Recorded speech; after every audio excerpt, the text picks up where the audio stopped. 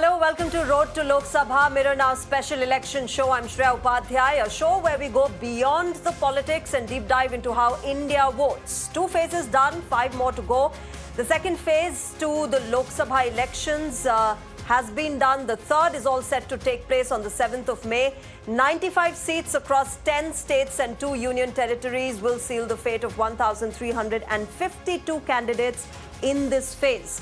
Karnataka, Maharashtra, Uttar Pradesh, Madhya Pradesh, Goa, Dadar and Nagar Haveli, Daman Diu, Chhattisgarh, Bihar. High-profile battles, key issues. We get you all of that on the show today. Let's quickly first get you the details of this phase. That's phase 3 of the elections. How are the seats spanned out? Well, the key states that are going to polls, Gujarat with 26 seats is going to be voting in phase 3 of the Lok Sabha elections. Chhattisgarh has 7 seats going to polls in phase 3 of the elections. Uttar Pradesh, another crucial state, has 10 seats out of the 80 going to polls in phase 3. Madhya Pradesh has 8, but those 8 has some very high-profile crucial battles playing out. Maharashtra has 11 seats going to polls, another important state with key candidates battling it out. Karnataka has the rest of the 14 seats going to polls this time. Remember, in phase 2, the first 14 had gone and now the other 14 out of the 28 are going to polls. West Bengal has 4 seats going to polls in phase 3 of the election. 28 total seats, out of which 14 have already voted. 14 will be going to polls in phase 3. Remember, BJP last time around won 25 of those 28 seats. So a very crucial state for the BJP, eyeing a repeat of this result, or even better, we'll have to see.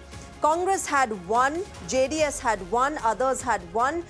Remember, the BJP and JDS this time around are in alliance with each other. How this alliance really plays out in this year's election, we will have to see. But clearly, the BJP will try and push for a state which it has high hopes from, and its mission south, of course, will be, crucially looked at, closely watched as to how the Saffron Party does, and of course the Congress and others.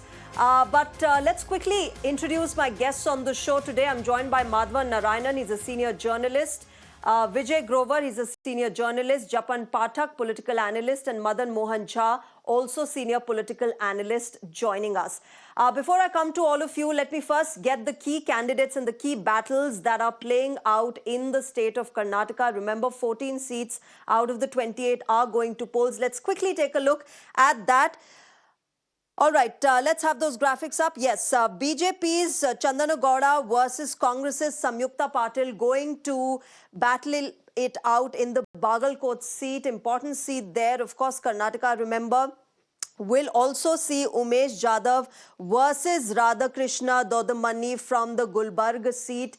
This is also a crucial seat when it comes to BJP eyeing a better result this time around in Bellary. Sri Ramalu of the BJP versus the Congress's Tukaram. We'll have to see how this fight pans out. But moving on, let's get the other crucial seats. Haveri has a high-stake battle. Former Chief Minister Basavaraj Bommai versus Congress's Gadar Vetham is also going to be a crucial battle to be looked at in Karnataka. In Dharwad, Prahlad Joshi Union Minister versus Congress's Vinod Asuti. Another high-stakes, high-profile battle which will be closely watched in Karnataka. We also have Hegde Vishneshwar of BJP in Uttar Kannada fighting it out with Anjali Nimbalkar of the Congress party. Of course, these are important, crucial seats, and both the parties will be fighting it out on key issues, electoral issues. But Shimoga there, remember, has BJP's Raghavendra, B.Y. Raghavendra versus Congress's Geeta Shivraj Kumar. Another important battle that's going to be panning out in the state of Karnataka. Let me go to my guests and understand how this is going to be playing out in the 14 seats of Karnataka. Madhavan Narayanan, let me start with you. Karnataka is a crucial state for the BJP, but just the last week has been extremely controversial for the BJP-JDS alliance with the alleged sex scandal of Prajwal Revanna and his father H.D. Revanna. How much of that is actually going to be impacting the voter on ground? interesting that you asked the question because we all know in general that any sex scandal of any party will adversely affect the votes of that party and its allies, and also that women voters will be swung by that. But I want to look beyond the obvious and look at what is going on. In Karnataka, the northern part of Karnataka is now voting. And that is interesting because the northern part has a lot of Lingayats. It's a Lingayat area in many ways, whereas Prajwal Revanna and the JDS are very strong in the farmer community of the Vokaligas, which is a large base in the southern part, Bangalore and adjoining areas like Mandya, what's called the Mandya agricultural belt. So from that point of view, it would seem to me that Congress has suddenly got an advantage because the Lingayats and Vokaligas have always had a power struggle in a social sense in terms of aspirations in Karnataka.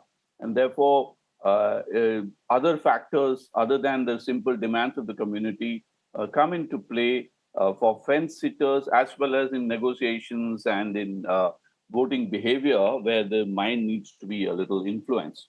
To that extent, I think the sex scandal hitting the BJP's ally JDS is crucial.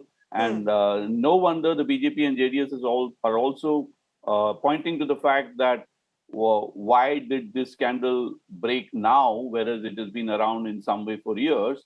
And that is because it is believed that the southern part of Karnataka, the Vokaliga belt was such that, and scandal erupting late will not make much of a dent in some kind of Vokaliga areas where the caste-based voting is very strong. So that is one aspect. The other thing is there is an anti-incumbency factor. It is important to remember that Karnataka is not really Modi territory as an individual leadership-oriented territory because the Hindi oratory of Modi is not very, effective in Karnataka. And there are other factors like agricultural issues. And please remember, Congress stormed to power using the 6 guarantees in the assembly election. So to that extent, depending on which way you look at it, the BJP can be called an incumbent from a Lok Sabha perspective, but the Congress can be called an incumbent from a state perspective. But it seems to me that unlike the last time, this is going to be a very tough battle for the BJP. Yes, you rightly pointed out, Madhavan Narayan, that this is going to be a tough battle, but BJP has high hopes from the state of Karnataka, 25 out of 28.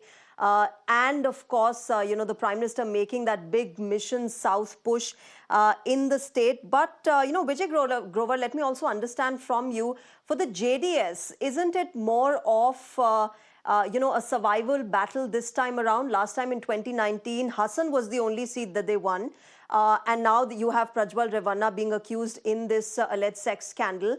Of course, North Karnataka is somewhere that the JDS doesn't also enjoy much support.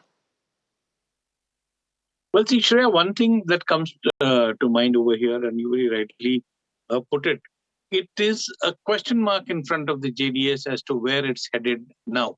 Even before the Prajwal Revanna case broke and, hogged limelight, before that itself, the questions were being raised with H.T. Kumaraswamy contesting from Mandya, Prajwal Revanna contesting from Hassan. And, this was something which was a question as to what happens to the JDS post Lok Sabha 2024 elections. Because if the former Chief Minister H.D. Kumaraswamy also moves to Parliament and, as was being campaigned by his supporters that he would become the Union Agriculture Minister in the next cabinet if Mr. Modi comes to power.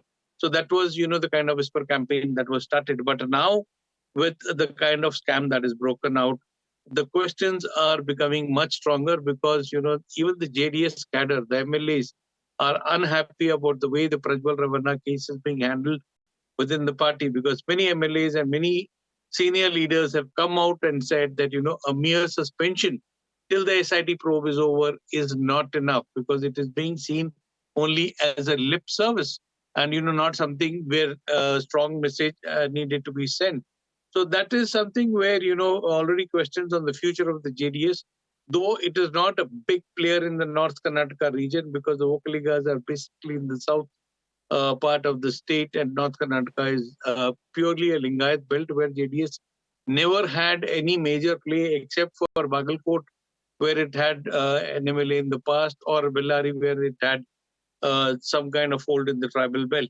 But Okay. apart from that, certainly it is a big question mark in front of the JDS as to how it will take its party forward with all these, controversies miring it about Prajwal Yeah. Revanna and an FIR, the second case also being filed against his father Revanna, who's also been accused by Hmm. one of the victims. So clearly, this is something where a lot of Yeah. firefighting needs to be done by the JDS, but questions are also being asked about the fact as to how people in high places like Prajwal Revanna can get away, because this was a scam which did not break out in last 3-4 days. This is something which has been brewing for over a couple of weeks, and all the BJP leaders of the district, the Congress leaders of the district, the JDS leaders of the district, all were aware about this kind of thing, though many of them did not have evidences.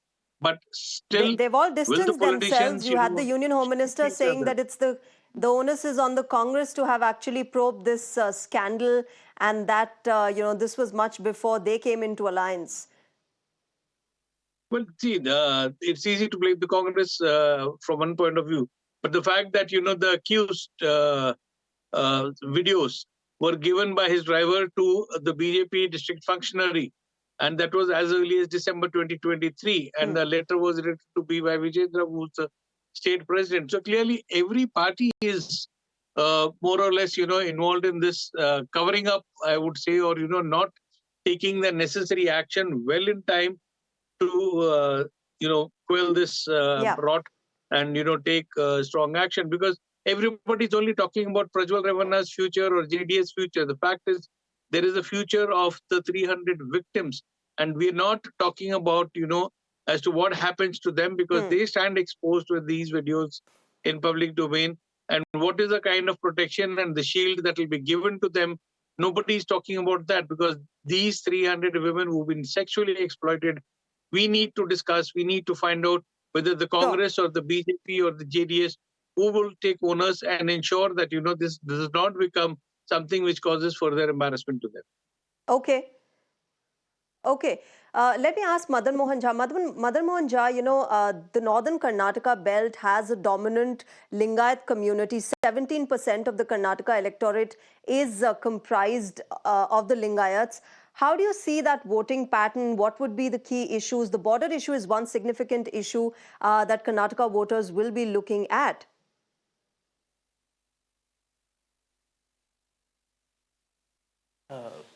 The northern Karnataka, which is going to vote on 7th of May, we can see this 14 seat into the three regions. That is the Bombay Karnataka, the Hyderabad Karnataka, and the central Karnataka. And if we see the Bombay Karnataka, there is a Marathas and Lingayat. And Marathas are voting for the BJP always. And in assembly elections, Lingayat were voted for the Congress, but right now it is toward the BJP. When we see the Hyderabad Karnataka, where Muslims, SC, ST and Reddys are the voter, where we can see that this area is the challenge for the BJP. Because in this area, you have the Gulbarga, where from the Congress leader Kharge came, and this area are challenging for the BJP, where BJP are facing tough fight. And when we see the central Karnataka, in central Karnataka, we are having the two bastion leader. We can say that first one is Chief Minister of Karnataka, and the former Chief Minister Yedurappa came from the central Karnataka, where Kudba and Lingayat vote are dominant. On ground, we are seeing that in Kudva are divided. Kudva voters are divided into BJP and INC this time in Lok Sabha. Okay. Okay. Let me go across to Japan Pathak. Japan Pathak, there's always been एक tussle रहा है between centre and state, specially the southern states की drought relief हो या funds हो वो state तक पहुंच नहीं रहे हैं, कम पहुंच रहे हैं और उतने नहीं पहुंच रहे हैं जितने स्टेट को एक्चुअली जरूरत है। वो कितना इम्पैक्ट करेगा ऑन ग्राउंड वोटर को? क्या सिटीजन सोच रहे हैं इस बारे में कि सेंटर से उतना पैसा नहीं आ रहा है जो स्टेट के चैलेंजेस रिजॉल्व करने के लिए जरूरत है? मैं गुजरात का बता सकता हूँ ऑथेंटिकली कि यहाँ पे तो ऐसा कोई इश्यू है नहीं।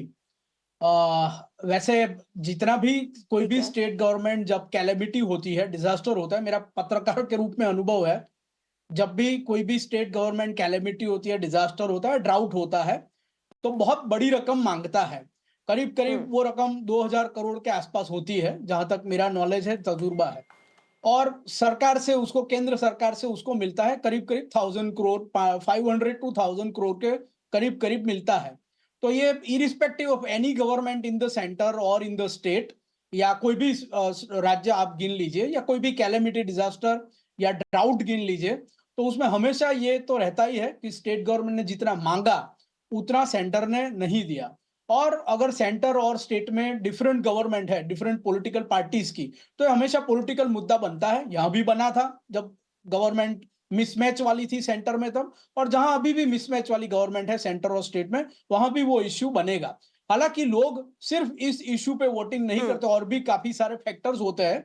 तो ये इश्यू इस तरह से इलेक्शन टाइम पे आता जरूर है डिस्कोर्स में, लेकिन डाइल्यूट हो जाता है। जी, ठीक है। All right. From right, Vijay Grover, you want to make a point? Please go ahead. Yeah, see, Shreya, what Japan said is right, that, the states ask for exaggerated figure, but the fact is, the last week, the way Supreme Court had to intervene and ensure that, drought relief of 3,900 crores was sanctioned because the center had refused to give that kind of funds, clearly shows that, these differences had now reached a stage where it had become so big that, Supreme Court had to instruct the central government to release funds immediately, because the drought that we had in 23 out of the 28 districts was something which was very, very severe, and it certainly is a debatable and a discussion factor in the northern Karnataka region, because the claim that Siddaramaiah had been making, that the center was being partisan, was not helping the state when there was drought, that was actually established by the intervention of the Supreme Court. The second issue is also that GST devolution, on which the Congress has milked its campaign, that Karnataka has been not given its due share of the GST resources, because for every rupee that Karnataka contributes, only 13 paise come back. So that is also something which is now being sent as a strong message to the people. And that certainly will have an impact, that though the 14 seats of North Karnataka were a clean sweep for the BJP in the last election, this time around people are certainly asking questions about it. Okay, Madhavan Narayanan, you wanted to make a point. Please go ahead, and then I shift our focus to the state of Maharashtra. I think it's important to remember that although the Supreme Court came in and there are verdicts and rulings and orders, sentiment-wise, it's important to remember that Karnataka doesn't have much of this Hindutva appeal based on Ram Mandir and all, except in the Dakshin Kannada area, the south area. So I think, and then the president of the BJP in Karnataka is P.Y. Vijendra, who's a Lingayat and who's the son of former Chief Minister Yediyurappa. So the BJP seems to have cast its lot with the Lingayats, and to that extent, the community-based voting pattern will not rattle BJP much, but it's also remember, I know as Mr. Jha pointed out, other communities like the Muslims and the Kurubas are also very important, and Chief Minister Siddaramaiah belongs to that community. Although I'm puzzled by the remark, because I thought Kurubas were a vote bank for the Congress, so it would be surprising to see the BJP getting a share of that. Okay, we'll have to see how it pans out for the BJP. But let's now quickly shift our focus to the state of Maharashtra. Another high-stakes, high-profile battle that is going to be panning out in the state of Maharashtra. Remember, since the NCP got divided, those two factions have been fighting it out with each other. Let's quickly get those numbers up. A total seats of 48. In Maharashtra, the BJP had 23 last time around. Shiv Sena had 18, NCP had 4, and the Congress had 1. Obviously, the BJP and the Ajit Pawar camp will be looking to have some sort of dominance there, but the Sharad Pawar camp, remember, has not left the battle, even though they've lost the party as well as the symbol in that legal battle. But this by far has been the result. Let's also quickly get to the key contests that phase 3 will see in the state of Maharashtra, the key candidates. Raigad will see Anant Gite versus Sunil Dattatreya, another important battle that's going to be playing out in the region of Raigad. Apart from that, in Solapur, remember, Ram Satpute versus Praniti Shinde, another important battle that's going to be panning out in Solapur. Also, Narayan Rane of the BJP in Ratnagiri Sindhudurg, extremely crucial seat in Maharashtra versus Vinayak Raut is going to be another closely watched battle. We'll have to see how it really pans out for Narayan Rane. Baramati, a very, very crucial battle there. Sena versus Sena. It's within the families. Sunetra Pawar, Ajit Pawar's wife, versus Supriya Sule. She is, of course, the sitting MP from Baramati. And now we have Sunetra Pawar. A lot of, a lot of eyes on this battle. Key seat there, key constituency, but we'll have to see how it pans out for both the women. Now, key issues, let's look at that. Maratha quota has been a long-standing demand. There has been a legal tussle. There have been protests in the state on Maratha quota.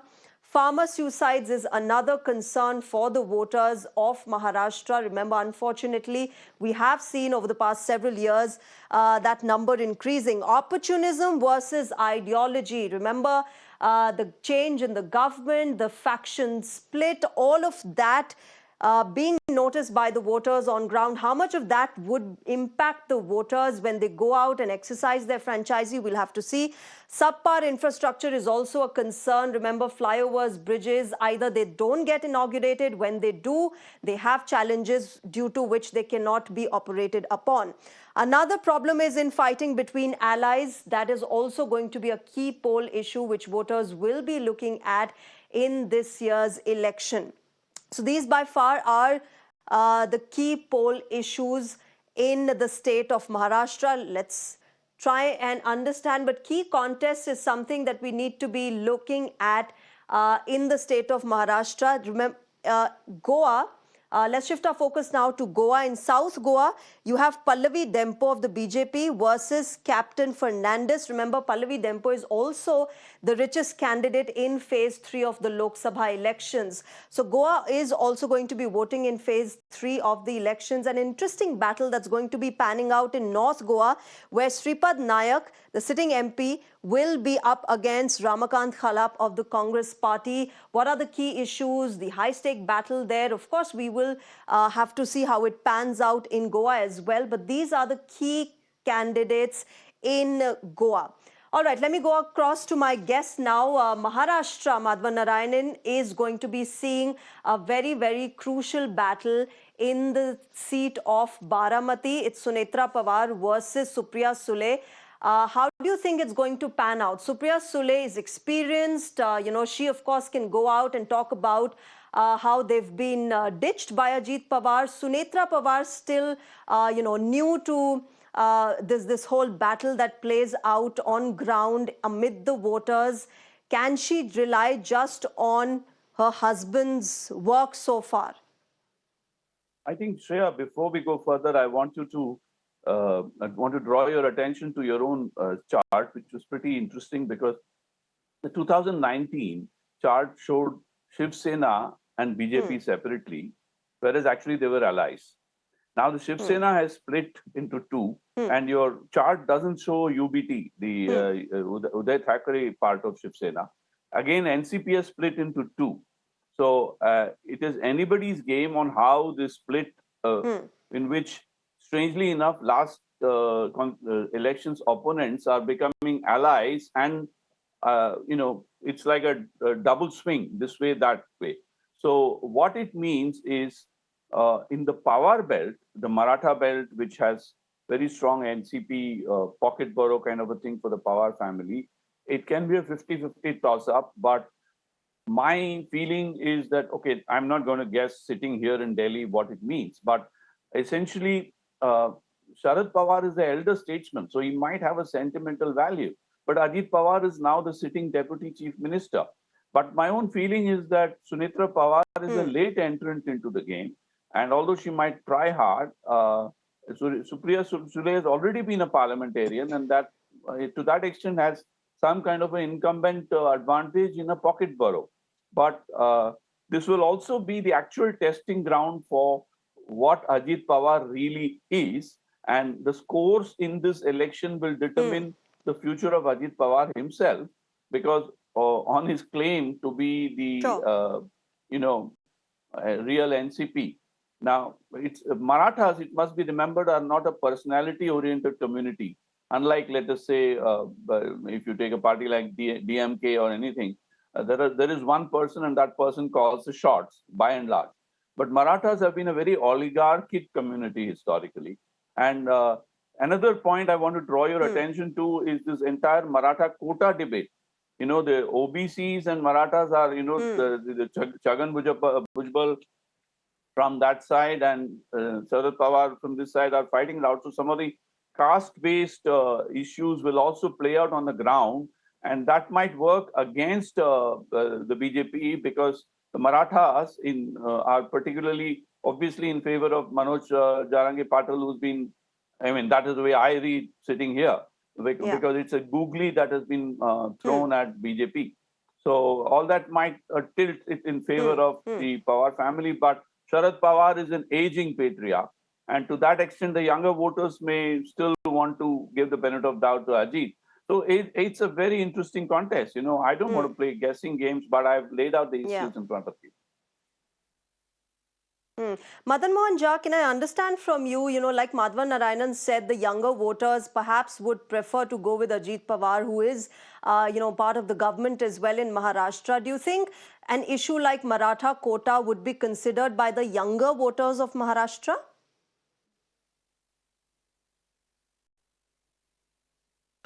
Sure.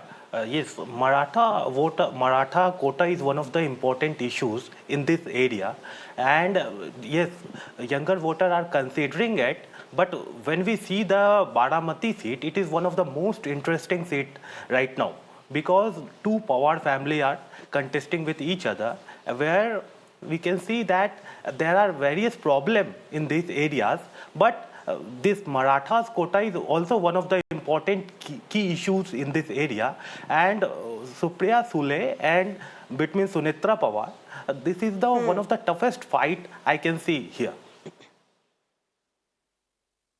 Sure. Vijay Grover, she might be the incumbent MP there, Supriya Sule, but do you think anti-incumbency is also one of the factors that might be influencing Supriya Sule's fate this time around? Well, see, as far as Supriya Sule is concerned, she's been very vocal in the parliament, and, in the last 1 year, at least we've seen a couple of her speeches making the kind of impact that she wanted to make. Now, the question here is not about, whether Mrs. Pawar wins or, Supriya Sule wins. The fact is, what happens to the future of the NCP will be decided in this election. And that is something which is very crucial, because a similar fate awaits even Shiv Sena. These splits have happened, and after that, this is the first electoral test where we are going to see whether the Shiv Sena stands with Eknath Shinde or it stands with Uddhav Thackeray. Similarly, whether Ajit Pawar will be able to expand his reign in the party, or it will be Sharad Pawar's clout that will continue. So clearly for these two parties, it's something which this election 2024 shows new course that they need to decide where and whose leadership will be headed. But Supriya Sule, yes, she's made an impact. I don't think so it's going to be a big contest for her, even though Ajit Pawar, her uncle, is a very influential man in the constituency, having managed campaigns for Sharad Pawar in the past. But this time around, I think so she will have an edge. Yeah. And you know, it's interesting that this time around in Maharashtra, it's the clan versus clan battle. You have the Pawars in Baramati, you have the Ranes in Ratnagiri, Sindhudurg, you have the Shindes in Sholapur and the Tatkares in Raigad. So it's going to be an interesting battle on all 4 seats that's going to be panning out. But let me shift our focus now to Goa as well. Madhavan Narayanan, you know, Goa is going to be interesting because we have Shripad Nayak, who's eyeing a 6th term. He has a clean image there. He, you know, he's been amid the people, but he's also being cornered for the loss of jobs when mining was halted. Now they're being outsourced. That remains one crucial, important issue for the people of Goa. But, you know, Shreya, I'm not really a Goa expert, but I can tell you 2 things. One is that, of course, the classic BJP appeal doesn't work there. So there's a lot of economic issues. There's a huge Christian population, and environmental issues, as you said rightly, are very important. But I don't know how that would affect Captain Fernandez, because right now Congress has been out of power in Goa for a while. So I think chasing something that happened too far in the past may not be the best way to look at the whole thing. I think we have to see if the money power of Pallavi Dempo really makes a difference, and whether you know, there is an Ayaram Gairam syndrome in Goa these days, resembling Haryana of old days, where, you know, you can contest from one party and jump. So it's a very fluid kind of a state. You know, but Yeah. you know, my gut feel, you know, this is based on some theories I have about the anti-incumbency factor. I feel that if you take away UP, Gujarat, and to some extent Madhya Pradesh, in all other states, the anti-incumbency wave looks more probable than before. And to that extent, BJP will be on the defensive. Madhavan Narayanan, you talked about an interesting point of defections. This is, in fact, the first polls for 8 Congress MLAs, Vijay Grover, who had switched to the BJP. This is also the first election after the late Manohar Parrikar's death. So that, how it's going to pan out, how much of that, you know, personality politics plays out in Goa, that's going to be interesting to see. Well, see, 2019, if you remember, Mamata Banerjee and the Aam Aadmi Party had made a very strong rhetoric there, even though they got, you know, a small percentage, maybe 7%, 8% of the votes, which was split away from the Congress last time, because AAP and Mamata Banerjee's thing. But this time around, since it's an India alliance, and, you know, those votes, if in case they don't shift, that will be something which will be big. There is also a lot of resentment in Goa over the fact that, you know, post-COVID, the kind of hit that tourism has taken over there, that's a big question, because tourism is one of the biggest contributors to Goa's GDP, and, you know, the way the governments there have handled, not made enough efforts to revive tourism, that is something that is going to be a key factor at the street level, because that is what keeps a lot of people employed over there. And they feel that, you know, though the state government and the member of parliament from there have not done much, this is something where, you know, we will see. Yeah, in key fact, you know, contestants. Vijay Grover, just a few months back, I had actually visited Goa and had my cab driver was telling me how the union is very upset with the BJP government, because they're getting in cabs and, you know, their revenue is reduced and they're not earning much. So that also remains a very important issue. Yeah. Yeah.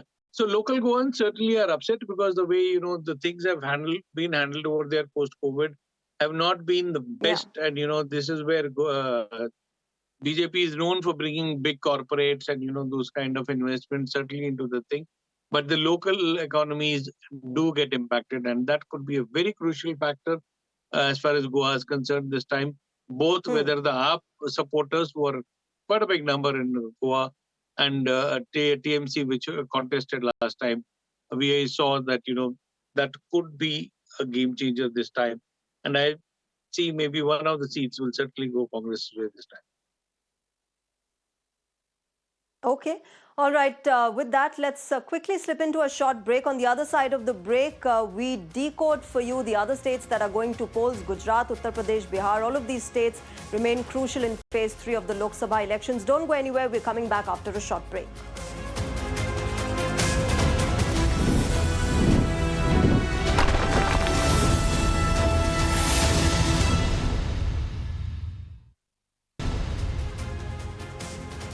Welcome back. You're watching Road to Lok Sabha on Mirror Now. Our election special phase 3 of the Lok Sabha elections is all set to take place on the 7th of May.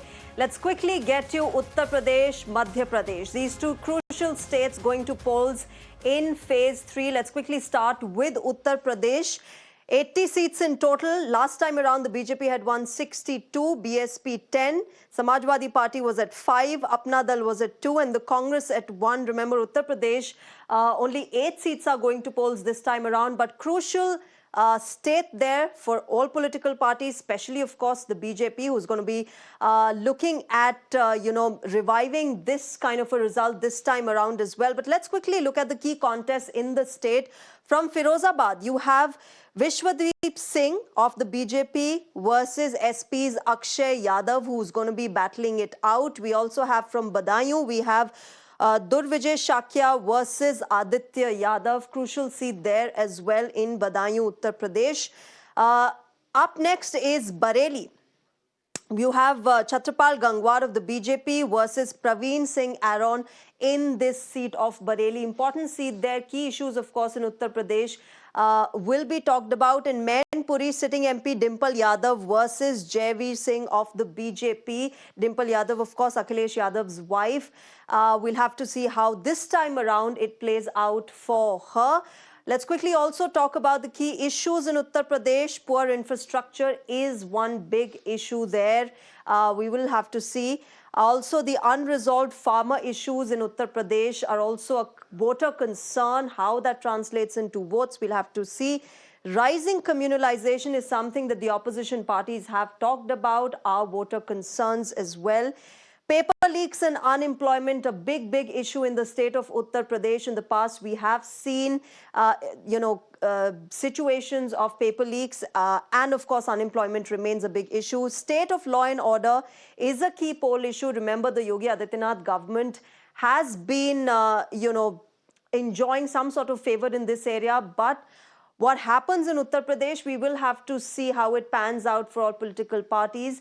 Let's also get you now the contest of Madhya Pradesh, how that state will be witnessing the battle in Guna. Union Minister Jyotiraditya Scindia versus Congress's Yadvendra Rao Singh. Remember, Jyotiraditya Singh is also one of the richest candidates. Jyotiraditya Scindia, beg your pardon, is also the one of the richest candidates this time around in phase 3. In Vidisha, you have Shivraj Singh Chauhan versus Pratap Bhanu Sharma. Another important battle specifically for Shivraj Singh Chauhan after the assembly elections in Madhya Pradesh. In Bhopal, we have Alok Sharma of the BJP versus Arun Srivastav. Remember, Bhopal comparatively being a little more urban than other areas of Madhya Pradesh. Rajgarh in Madhya Pradesh has Congress's Digvijay Singh versus Rodmal Nagar of the Bharatiya Janata Party. Important battle for Digvijay Singh. Let's quickly take a look now at the key issues. Anti-incumbency is something that voters and people of Madhya Pradesh will be looking at. Poor health infrastructure in rural areas, a big voter concern in the state of Madhya Pradesh. That needs to be strengthened. Severe water crisis. Water is a huge problem, not just in Madhya Pradesh, in fact, across a lot of constituencies this election season. Whether or not that becomes a big voter concern and translates into votes, we'll have to see. Rising crimes against marginalized communities is also something that people are talking about in the state of Madhya Pradesh, and that's going to be a key issue. Personality cult versus people's issue. How will it play out in the state of Madhya Pradesh? We will have to see whether personality takes dominance or people's issues like we listed for you right now, water crisis, unemployment, all of these issues, whether or not that is translated in the polling booth on the 7th of May. But let me go across to my guest, Madhavan Narayanan, Uttar Pradesh, a crucial seats, 8 constituencies vote in the third phase. Uttar Pradesh has so many issues. It has the paper leaks, unemployment, all of these issues. But the big concern, favorable outcome that we have seen, at least for the BJP, has been the Ram Mandir inauguration. Yeah, I think it's important to understand that UP is one state in which the Hindutva politics with the Ram Mandir factor plays a huge sentimental influence. And Yogi Adityanath's strongman governance has a lot of fanboys and girls. But this time, what I would watch out for is whether the alliance between Samajwadi Party and Congress as part of the India alliance, whether the synergy between them is going to make a big difference, along with some of the other issues that you have raised, such as paper leaks and unemployment, because the BJP has been cruising in Uttar Pradesh, but it was a big surprise for me, although you are only stating known facts. But it's important to remember that UP did not sweep, BJP did not sweep Uttar Pradesh last time. So the Bahujan Samaj Party factor is going to be very critical because Mayawati is officially against the BJP, but she's also against the others. So where the Dalit votes go is something that we should be watching because that might swing towards the Congress. Because if you really know how UP works, there's been only one occasion where the BSP and Samajwadi Party had a successful alliance in 1993 or so, which failed miserably later. And in spite of an open alliance later, it didn't work because at the grassroots level, Mayawati's party has a lot of landless workers, laborers, while the Samajwadi Party has a lot of small-time, farmers and landlords. There have been some economic antagonisms apart from caste issues related to Yadavs and Dalits. But the presence of Congress as a cementing factor could well bring Dalit votes towards the Congress and therefore towards the India Alliance and therefore the Samajwadi Party. And to that extent, the anti-incumbency factor against the power of Yogi, who has been talking about airports and expressways in UP makes a difference. It's important to remember that BJP's development strategy in Uttar Pradesh, if you take away the Swachh Bharat toilets, a lot of it is muscular. It's about big, Yamuna Expressway, airports, and tourism in Ayodhya and all. Now, does that touch the common citizens of Uttar Pradesh? Is there an anti-incumbency mood because of paper leaks, unemployment, and some of the positive spin given by the arrival of Congress and SPS allies? That I would be keenly watching. And last but not the least, let me cite a very important statistic, which is that in spite of Yogi overwhelmingly winning Uttar Pradesh as chief minister, Samajwadi Party had a 37% vote share in the assembly elections last time. Therefore, and then there are, of course, the Muslim votes, which are very critical, and you can assume that it's going to go against the BJP, and it depends on the constituency. So the Western UP has already voted, which is where the charts were sort of wooed by the BJP through a Bharat Ratna for Charan Singh. But I see Uttar Pradesh electorally not as one state, but as 3-4 states. Central UP has a different picture. Southern UP has a different picture. Eastern UP has a different picture.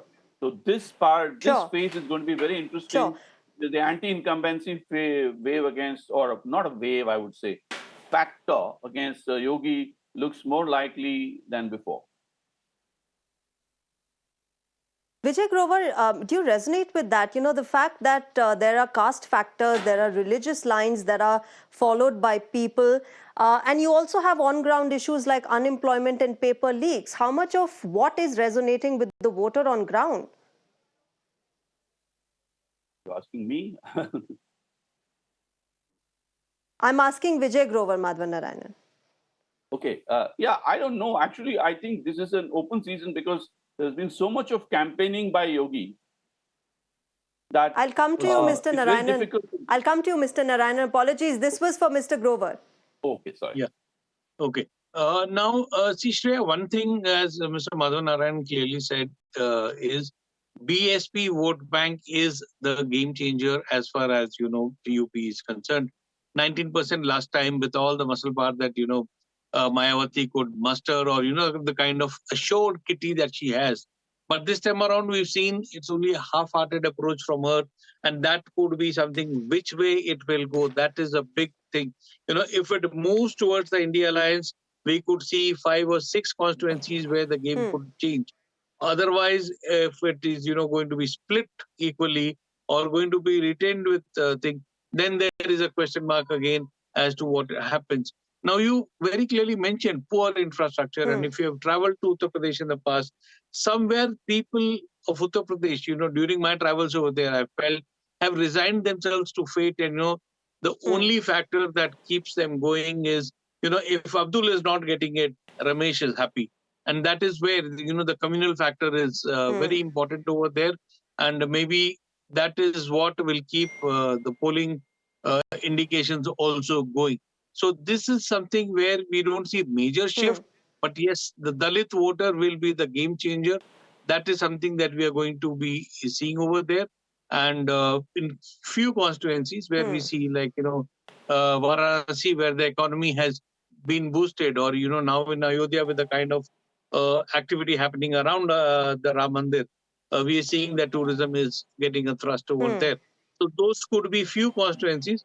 But the way Rahul Gandhi now decided to skip Amethi clearly shows that that's a very wrong signal to his own cadre in the state, that, he shied away from Amethi and is going to Raebareli instead. So that could be a negative factor. Madhavan Narayanan wants to respond to you. Please go ahead, Mr. Narayanan. Actually, I find this very interesting because I have a slightly different interpretation. It's only a guess. Let me caution you. I mean, Vijay is an old friend and colleague, and I quite agree with what he says in some ways. But at the same time, I want to think out of the box and say that the fact that Priyanka Gandhi is also very actively and articulately campaigning, and she is a free agent right now because she's not contesting, and the fact that Amethi, even if you assume that it's been handed over on a platter to Smriti Irani, in an anti-incumbency move, if there is a mood build-up, that's what they are aiming for, then the knock-on effect might benefit Congress or Samajwadi Party in other constituencies nearby. Because I know I've actually spent one night at Amethi long ago, and I can tell you that people of Sultanpur always don't go, I mean, they and Amethi people sort of go against each other in many ways. So it's a sort of a Scotland versus England kind of a situation. And therefore, I'll be watching whether some of the positive effects of BJP winning in Amethi. But Madhavan Narayanan, even if it's anti-incumbency against Smriti Irani, do you think KL Sharma would be a pick that people would want to make? Me thinks no. Okay. We leave it there, and we'll have to see how it pans out for the BJP and the Congress. But let's now quickly shift our focus to Gujarat, important state there. Of course, it's been BJP's stronghold. It's been the Bharatiya Janata Party's bastion. But what are the key contests that we will be looking at in the state of Gujarat? Let's quickly get you those as well. In Rajkot, you have Purushottam Rupala versus Paresh Dhanani. Remember, this is a crucial and closely watched battle because of the kind of angst that we have seen from the Rajput community coming in against Rupala. From Amreli, you have Bharat Bhai Sutaria versus Jenny Thumar of the Congress Party, another important seat in Gujarat, Amreli. Of course, from Anand, you have Mitesh Patel of the Bharatiya Janata Party versus Amit Chavra of the Congress Party, fighting it out in phase 3 of the Lok Sabha elections. In Bharuch, another important constituency, Mansukh Bhai Wasawa versus Chaita Bhai Wasawa is also something that voters will be looking at. It's Wasawa versus Wasawa. In Navsari, important seat there, Sr Patil versus Naishad Bhai Desai is going to be important for Sr Patil. We'll have to see how it really pans out for the two political parties there. Let me go to my guest. Japan Pathak, BJP का stronghold रहा है गुजरात. अगर आप अभी भी पूछें तो कहेंगे कि गुजरात में तो बीजेपी ही जीतेगी इस बार, पर ये जो राजपूत कम्युनिटी का एंगस्ट है, ये जो रिजर्वेशंस आई हैं आफ्टर रूपाला's कमेंट, ये कैसे प्ले आउट कर रहा है ऑन ग्राउंड? देखिए, पुरुषोत्तम रूपाला ने राजपूत या क्षत्रिय कम्युनिटी का तो नाम तो नहीं लिया था, लेकिन कहा था राजा महाराजा रोटी बेटी का व्यवहार करते थे, इंटरफेथ, मुगल ब्रिटिश कॉन्टेक्स्ट में कहा था, लेकिन बाद में उन्होंने क्लैरिफाई किया था कि मुगल कॉन्टेक्स्ट में था। तो इससे राजपूत कम्युनिटी, क्षत्रिय कम्युनिटी यहाँ की बहुत आहत हुई है। बड़े सम्मेलन हुए हैं उनके, बड़े, यानी आप लाख 6 फिगर्स में वहां पे प्रेजेंस रही है, और एक तो इतना बड़ा हुआ है, लेकिन और भी 50,000 60,000 की प्रेजेंस हो क्षत्रियों की, ऐसे सम्मेलन भी 2-3 और हुए हैं। और रूपाला ने माफी मांगी है पब्लिकली, एक बार नहीं, 2 बार नहीं, 3 बार क्षत्रियों के बीच जाकर भी। गुजरात को बीजेपी के प्रेसिडेंट ने भी माफी मांगी प्रेस कॉन्फ्रेंस करके। चीफ मिनिस्टर ने मीटिंग ली, मिनिस्टरों जपन ने पाठक, मीटिंग पता ली। है क्या क्या कहा जा रहा है कि रूपाला की माफी से उतना इम्पैक्ट नहीं हो रहा है जितना प्रधानमंत्री के साइलेंस से हो रहा है इस इशू के ऊपर।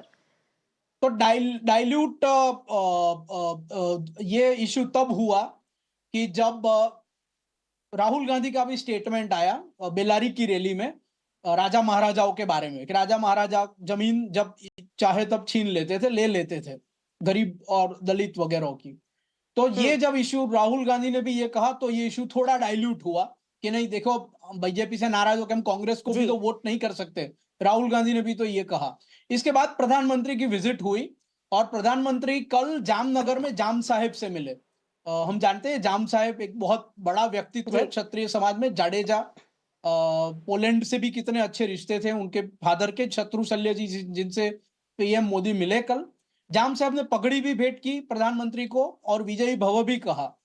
तो एक बार जब प्रधानमंत्री की विजिट हो गई और ये लोकल परसोत्तम रूपाला स्पेसिफिक या कास्ट स्पेसिफिक या लोकल इश्यू के स्पेसिफिक इलेक्शन न होके जब एक बार प्रधानमंत्री आए और उन्होंने एयर क्लियर करने का प्रयत्न किया, और उससे पहले राहुल गांधी का भी रिमार्क हो गया क्षत्रियों के बारे में, राजा महाराजा के बारे में, और उसके सिवा यहाँ के आपके कैंडिडेट है भावनगर के, उन्होंने भी कहा कि राजा महाराजा तो ओपीएम लेके पड़े रहते थे, तो ये भी उन्होंने कहा। तो इससे ये पूरा इश्यू डाइल्यूट हुआ है। जितना सीरियस बीजेपी के लिए ये इश्यू था कि क्षत्रियों के मास में वोट हमारे खिलाफ पड़ेंगे, और खिलाफ पड़ेंगे तो जाहिर है वो कांग्रेस को वोट दे सकते हैं, लेकिन उस अभी जो फ्रेश जो एटमॉस्फेयर बना है उसमें डैमेज थोड़ी कम होगी। हालांकि डैमेज होगी जरूर, लेकिन डैमेज काफी कम होगी जितना पहला एमपी से किया जाता था। Interesting. Madhavan Narayanan, I have to wrap this up, but quickly, 30 seconds. Yeah, quickly, it's important to remember that BJP sweeping Gujarat, in spite of all they say, it's a politics of embarrassment involving Kshatriyas and Patels. But I would like to take this opportunity to tell your viewers that both Mughal history and British history have had very checkered things. Even Rana Pratap and Man Singh were on the opposite sides, and the Kshatriyas were in many ways in partnership with BJP. We need to, with the British. So it's very important to understand, to revisit history so that the simplistic statements for polarization made in today's politics have no relevance. This election is giving us a good chance to truly study history as it should be. Otherwise, it's all BJP in Gujarat. Well, all right. We'll leave it there. Madhavan Narayanan, Vijay Grover, Madan Mohan Jha and Japan Pathak, thank you very much to all of you gentlemen for joining us on Road to Lok Sabha and sharing your perspective on that crucial phase 3 of the Lok Sabha elections. With that, it's a wrap on this broadcast. But of course, on Mirror Now, we will keep getting you the latest in this election season. But thank you very much for joining us right now. Bye-bye.